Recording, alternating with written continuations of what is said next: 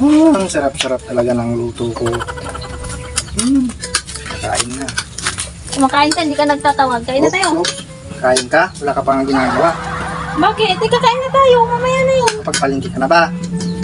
Kain ka? Wala pang ginagawa. Mamaya na nga yun. Kain na tayo. Oops. Naman nito. Wala ka pang ginagawa. Kakain ka? Mamaya na nga yun. Nakakumat ka na ba? Kakain ka kung nagluto. Ano yun? Kanya-kanya na tayo ngayon? Oo, kanya-kanya tayo. Luto mo. Kain mo? Oo. Kain mo na tayo. Oops. Tikman ko. Ang sarap ng sabaw. Oh. Wala ka pang ginagawa. Yung saging. Oh. Ang sarap ng saging. Oops. Wala. Bibigyan pa naman sana kita ng pang-alak. Pero wag na. Ayaw mo namang magpakain. Magbubuto na lang ako ng ulam ko. Wala.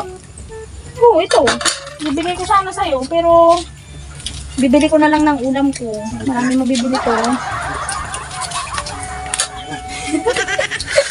Alis to. Kain na ako? Oo, sige.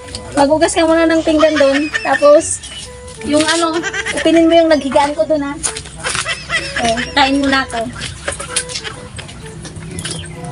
A few moments later. Tapos ko na yung ginawa ko doon, yung sinabi mo. Busog.